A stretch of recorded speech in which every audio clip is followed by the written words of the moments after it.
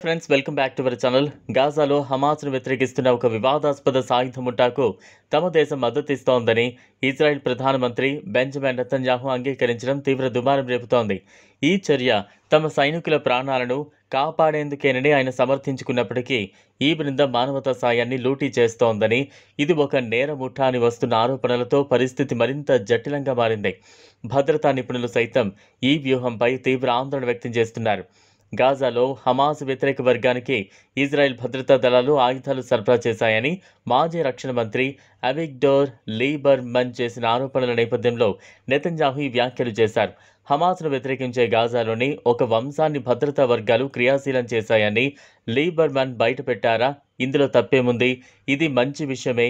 ఇది ఇజ్రాయెల్ సైనికుల ప్రాణాలను కాపాడుతుందని నెతన్యాహు గురువారం విడుదల చేసిన ఒక వీడియోలో పేర్కొన్నారు. ప్రకారం యాసర్ అబూ షబాబ్ నేతృత్వంలోని ఈ బృందం రఫాలోని ఒక స్థానిక బెడోయిన్ తెగతో సంబంధం కలిగి ఉందని, సహాయ సామాగ్రి ట్రక్కులను లూటీ చేసినట్లు ఆరోపణలు ఎదుర్కొంటోంది.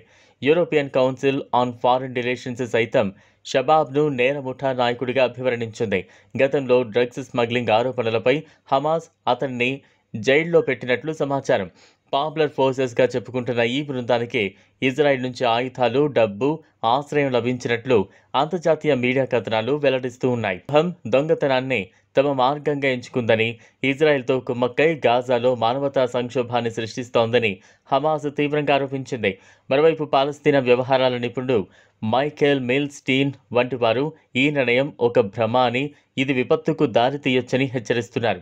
గతంలో జరిగిన అక్టోబర్ 7 నాటి హమాస్ దాడుల అనంతరం గాజాలో నెలకొన్న భయానక పరిస్థితుల మధ్య ఈ పరిణామం మరింత అస్థిరతకు దారితీస్తోందని విశ్లేషకులు ఆందోళన చెందుతున్నారు. ముఠా ఇజ్రాయెల్తో సహకరిస్తోందన్న ఆరోపణలను ఖండించినప్పటికీ ఇటీవలి ఘర్షణల్లో హమాస్ చేతిలో ఈ బృంద సభ్యులు హతమైనట్టు తెలుస్తోంది.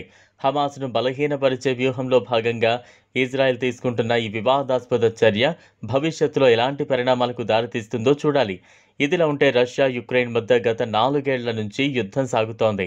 యుద్ధాన్ని ఆపేందుకు అంతర్జాతీయ మధ్యవర్తులు ప్రయత్నించినా సత్ఫలితాన్ని ఇవ్వలేదు. రెండోసారి అధికారంలోకి వచ్చాక యుద్ధాన్ని ఆపేందుకు ఇరు దేశాధినేతలతో చర్చించారు. అయినా ప్రయోజనం లేకుండా పోయింది. దీంతో అమెరికా విసిగెత్తిపోయింది. తాజాగా రష్యా, యుక్రెయిన్ యుద్ధంపై ట్రంప్ స్పందిస్తూ ఇరు దేశాల యుద్ధాన్ని చిన్నపిల్లల గొడవతో పోల్చారు.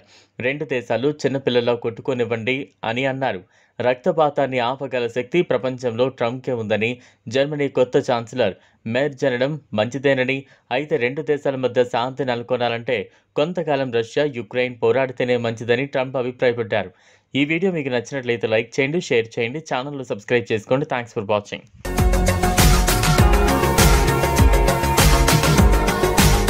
మరిన్ని అప్డేట్స్ కోసం మా ఛానల్ని సబ్స్క్రైబ్ చేయండి.